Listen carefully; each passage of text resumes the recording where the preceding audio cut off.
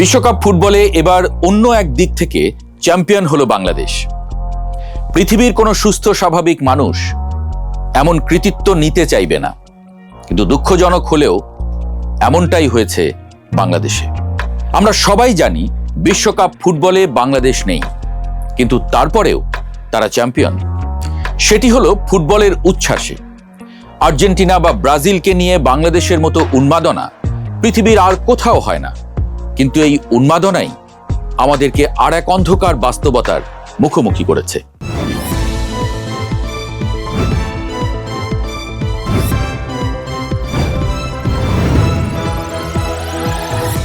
বিশ্বকাপ ফুটবল চলাকালে ফুটবলকে ঘিরেই কমপক্ষে 12 জন মানুষের মৃত্যু হয়েছে। কারণ খেলাটাকে কেন্দ্র করে উগ্র আবেগ, বাকবিতণ্ডা, মারামারি এবং হার জিতের গ্লানি। রাজধানীর আদাবরে ব্রাজিল জাপান ম্যাচকে কেন্দ্র করে সহিংসতা গেছেন আবুল বাশার বাদশা নামের একজন। আর্জেন্টিনা ও মিশরের খেলা চলাকালে কুমিল্লায় বাকবিতণ্ডা থেকে মার ধরে গেছেন শরীফুল নামের এক ব্যক্তি। কুষ্টিয়ায় ব্রাজিলের বিদায়ের পর 19 বছর বয়সী তরুণ রতন গলায় দিয়ে আত্মহত্যা করেছেন। খেলা দেখার সময় অতিরিক্ত উত্তেজনায় স্ট্রোক করে গেছেন বরগুনার খোকন কর্মকার। ভোলার বোরহান উদ্দিনে প্রিয় দলের সমর্থনে মোটরসাইকেল মিছিল করার সময় দুর্ঘটনায় গেছেন ইসমাইল। শুধু বাদশাহ, শরীফুল, রতন, খোকন বা ইসমাইল নন, মিছিল বেশ লম্বা। প্রিয় দলের পতাকা টাঙাতে গিয়ে বহুতল ভবন বা গাছ থেকে পড়ে কিংবা বিদ্যুৎ স্পৃষ্ট হয়ে 3 জন। প্রিয় দলের খেলা দেখার সময় উত্তেজনায় হৃদরোগে আক্রান্ত হয়ে গেছেন কয়েকজন। আর ঘটনা তো সঙ্গে আছেই। সব মিলিয়ে এবারের বিশ্বকাপকে কেন্দ্র করে বাংলাদেশে 12 থেকে 15 জনের মৃত্যু হয়েছে, অথচ বাংলাদেশ বাদে পৃথিবীর সব দেশ মিলিয়ে 8 জন মানুষ গেছেন। কেন এত মৃত্যু? কেন এত? উত্তরটা অজানা নয়, কিন্তু নিষ্ঠুর। বাংলাদেশের সমর্থকরা খেলাটাকে স্পোর্টিংলি নিতে পারে না। জীবনের অন্য ক্ষেত্রে বিনোদন না থাকায় এই একটা বিনোদনই হয়ে ওঠে তার জীবন মরণ প্রশ্ন। বিশেষজ্ঞরা বলছেন এর কারণ আমাদের সামাজিক সংকট আর শিক্ষার অভাব। জাতীয় মানসিক স্বাস্থ্য ইনস্টিটিউটের গবেষণায় উঠে এসেছে, বাংলাদেশের প্রাতিষ্ঠানিক শিক্ষা কাঠামোতে বেশি জোর দেওয়া হয় কেবল জিতে আসা বা প্রথম হওয়ার উপর। আমাদের শিক্ষাক্রম এবং পারিবারিক লালন পালন কাঠামোতে শিক্ষার্থীদের মধ্যে কোপিং মেকানিজম বা ব্যর্থতা ও পরাজয় মেনে নেওয়ার মনস্তাত্ত্বিক দক্ষতা তৈরি হয় না। শিশুরা ছোটবেলা থেকেই পরাজয় মেনে নেওয়ার শিক্ষা পায় না। একটা সমাজে মানুষকে নানা পরাজয়, না পাওয়ার বেদনা, প্রত্যাখ্যানকে স্বাভাবিকভাবে মেনে নিয়ে এগিয়ে যেতে হয়, কিন্তু আমাদের দেশের তরুণদের মধ্যে সেই ক্ষমতা একেবারেই নেই। যখন প্রিয় দল হেরে যায় তখন তারা এটিকে ব্যক্তিগত ব্যর্থতা বলে মনে করে সে নিজেই দল সমর্থন করতে ভুল করেছে, কিংবা যখন কেউ উপহাস করে তখন এটাকে চরম অপমান হিসেবে মনে করে। এর ফলে কেউ কেউ সহিংস হয়ে ওঠেন, আবার কেউ কেউ অবসাদে আত্মহননের পথ বেছে নেয়।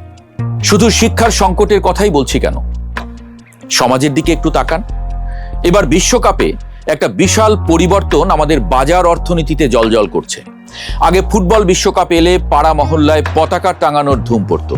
প্রত্যেকে বাড়ির ছাদে পতাকা টাঙাতেন।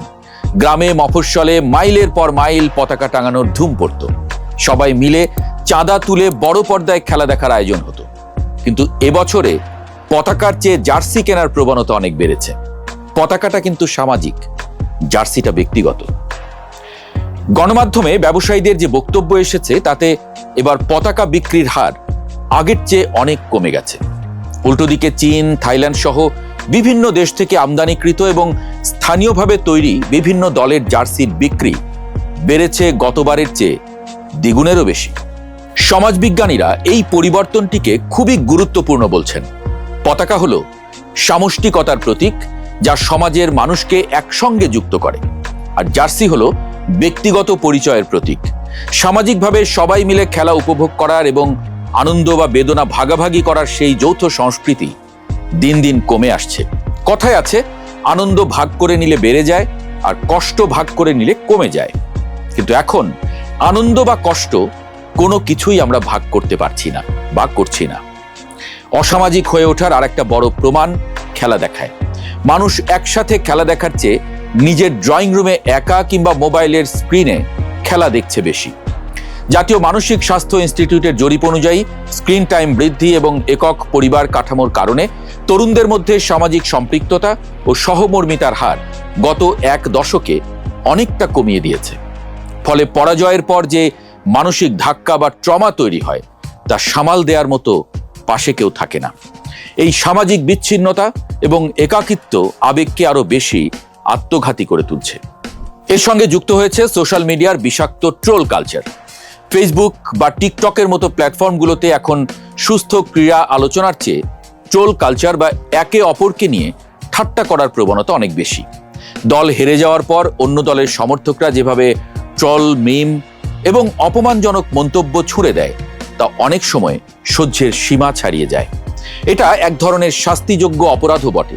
মানুষকে দিকে ঠেলে দেয়া অপরাধ, বলা যেতে পারে তাই প্রয়োজনার অপরাধ।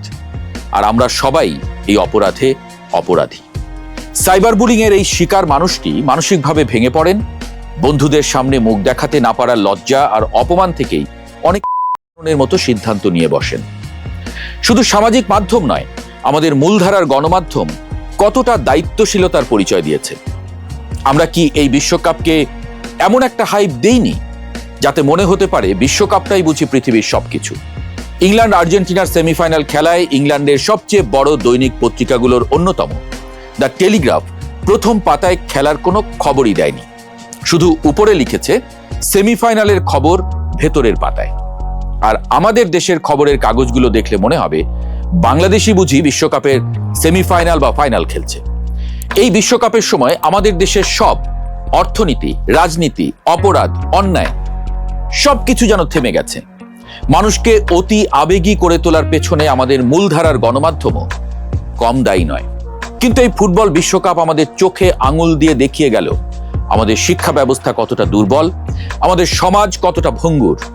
যে বিশ্বকাপের মূল উদ্দেশ্যই হলো মানুষকে ঐক্যবদ্ধ করা, সেই বিশ্বকাপ আমাদেরকে আরো বেশি বিচ্ছিন্ন করে দিচ্ছে, আরো বেশি একা করে দিচ্ছে।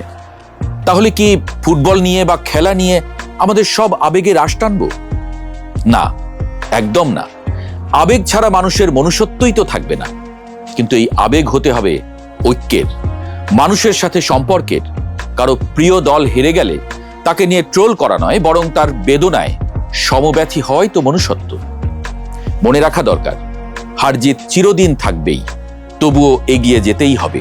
বাধা বিঘ্ন না পেরিয়ে বড় হয়েছে কে কবে।